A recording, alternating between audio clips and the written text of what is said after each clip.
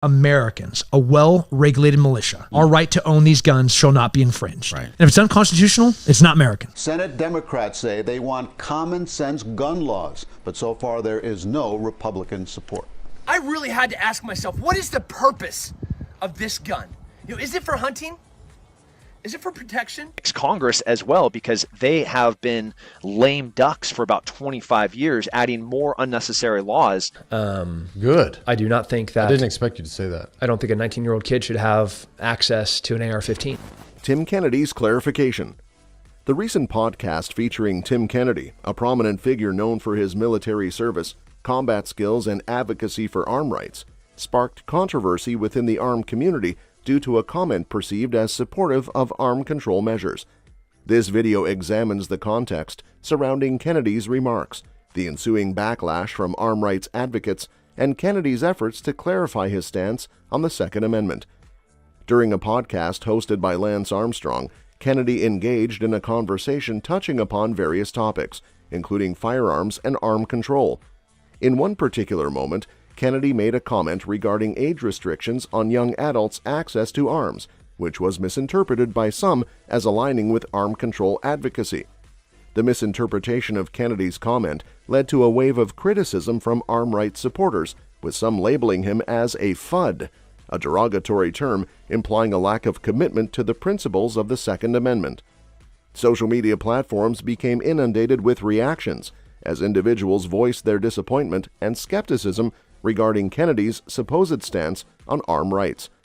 In response to the backlash, Kennedy took to social media to reaffirm his unwavering support for the Second Amendment and clarify his position on arm control.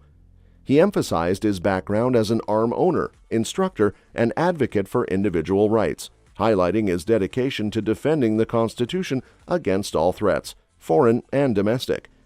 Kennedy reiterated his belief in the fundamental right to bear arms as enshrined in the Second Amendment, emphasizing the importance of a well-regulated militia comprised of law-abiding citizens.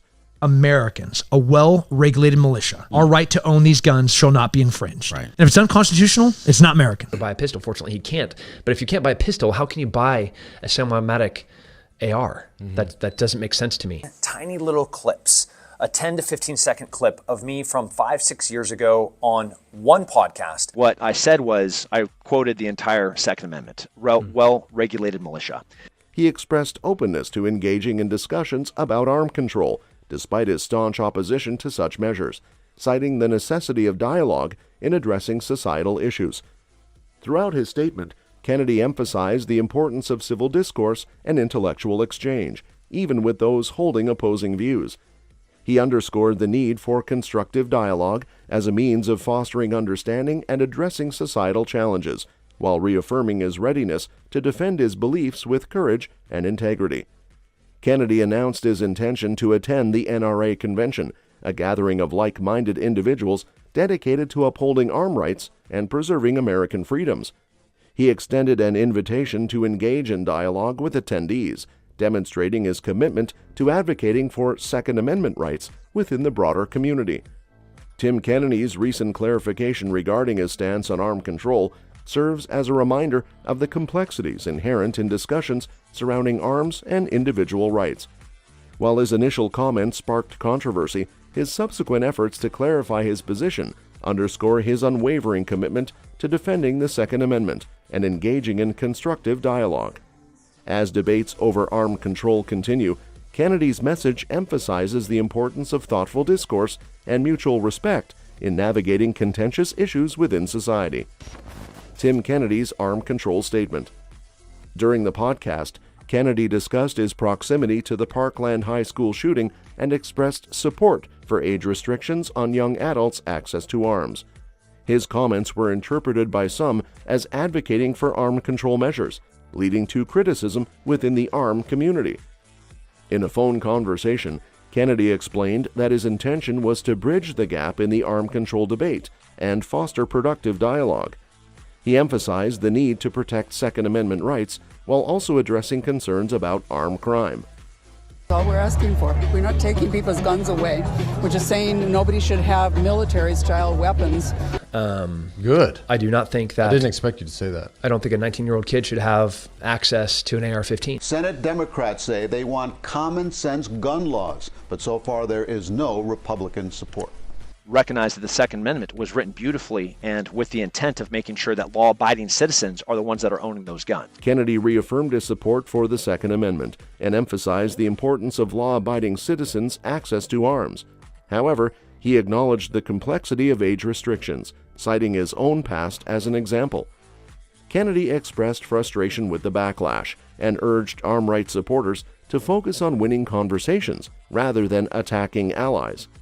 He stood by his statements while clarifying that his support for age restrictions did not contradict his overall stance on arms rights. Kennedy emphasized the importance of constructive dialogue and understanding differing perspectives in the arms control debate.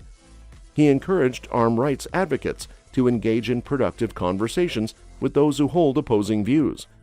Tim Kennedy's recent statements on arms control have sparked debate within the arms community.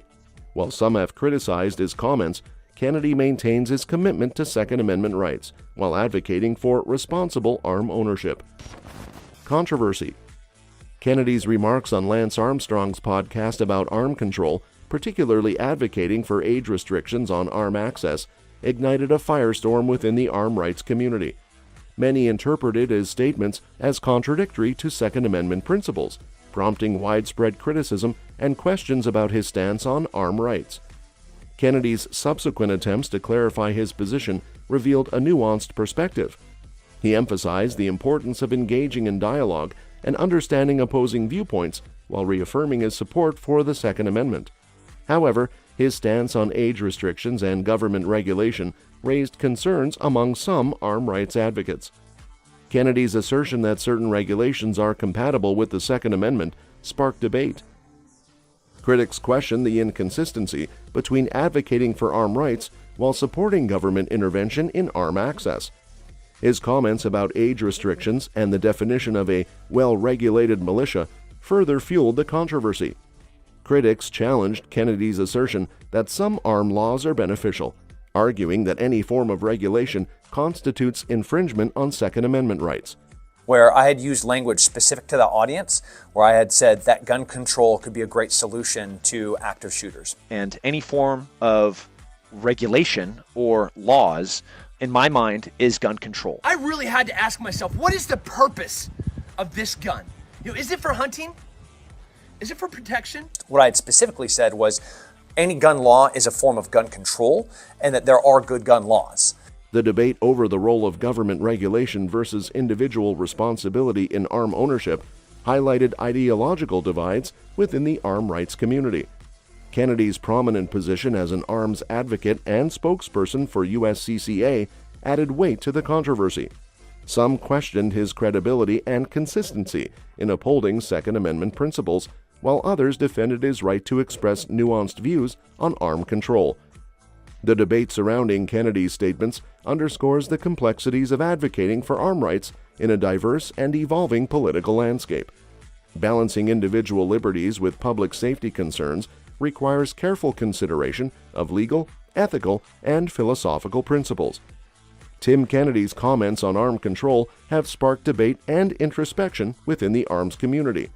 While his intent to foster dialogue and bridge divides is commendable, the nuances of his position on age restrictions and government regulation raise questions about consistency and alignment with Second Amendment principles.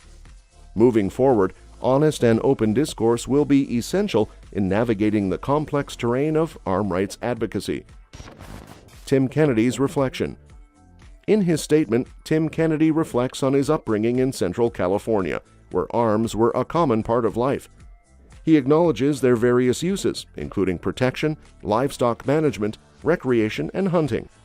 However, he expresses a moment of introspection, where he questions the purpose of certain arms, particularly squad automatic weapons. Kennedy's contemplation delves into the fundamental question of why individuals might feel the need to possess such weapons. He emphasizes the importance of soul-searching and critically examining one's motivations for owning arms. This introspection leads him to ponder whether the purpose of a particular arm aligns with the principles of freedom. The mention of a squad auto arm underscores the gravity of Kennedy's reflection.